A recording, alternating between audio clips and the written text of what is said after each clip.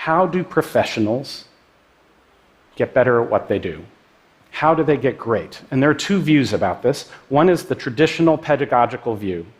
That is that you go to school, you study, you practice, you learn, you graduate, and then you go out into the world and you make your way on your own. A professional is someone who is capable of managing their own improvement.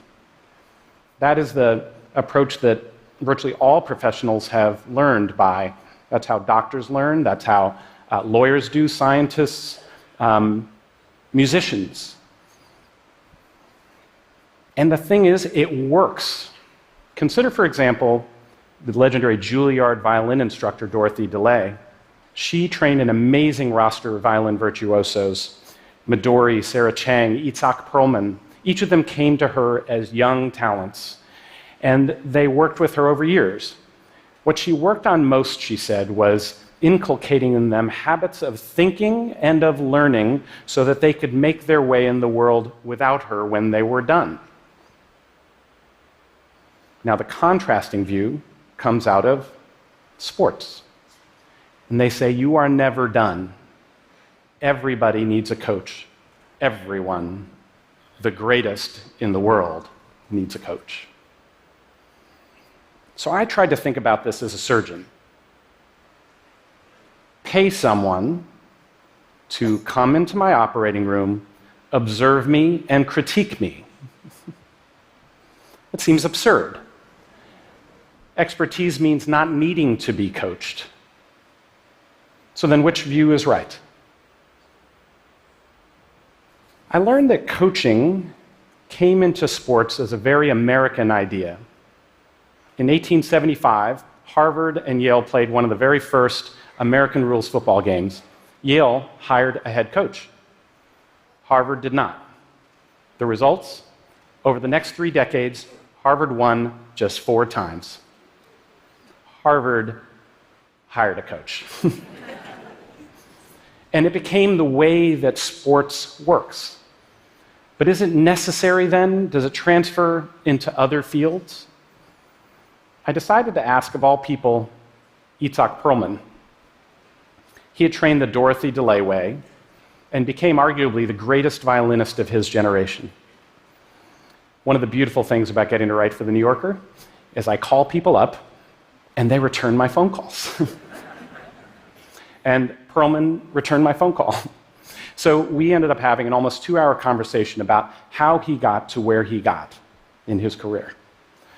And I asked him, I said, why don't violinists have coaches? And he said, I don't know, but I always had a coach. You always had a coach? Oh yeah.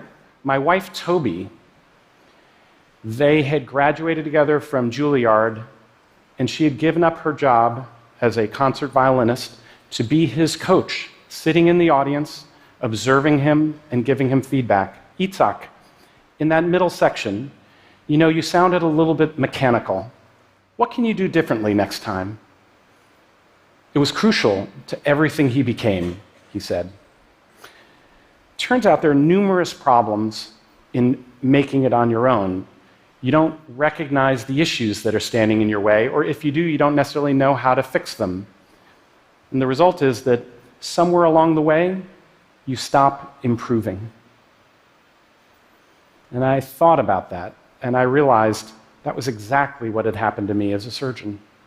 I'd entered practice in 2003, and for the first several years, it was just this steady upward improvement in my learning curve. I watched my complication rates drop from one year to the next, and after about 5 years, they leveled out.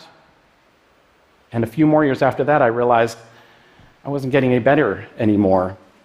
And I thought, is this as good as I'm going to get? So I thought a little more, and I said, okay, I'll try a coach. So I asked a former professor of mine who had retired, his name is Bob Osteen, and he agreed to come to my operating room and observe me. The case, I remember that first case, it went beautifully. I didn't think there would be anything much he'd have to say when we were done. Instead, he had a whole page of dents with notes. Just small things, he said. but it's the small things that matter. Did you notice that the light had swung out of the wound during the case? You spent about half an hour just operating off the light from reflected surfaces. Another thing I noticed, you said, your elbow goes up in the air every once in a while. That means you're not in full control. A surgeon's elbows should be down at their sides, resting comfortably. So that means if you feel your elbow going in the air, you should get a different instrument or just move your feet. It was a whole nother level of awareness. And I had to think, there was something fundamentally profound about this. He was describing what great coaches do. And what they do is they are your external eyes and ears, providing a more accurate picture of your reality. They're recognizing the fundamentals. They're breaking your actions down and then helping you build them back up again. After 2 months of coaching, I felt myself getting better again.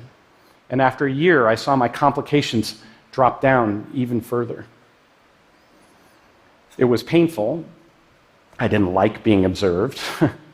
And at times I didn't want to have to work on things. I also felt there were periods where I would get worse before I got better. But it made me realize that the coaches were onto something profoundly important.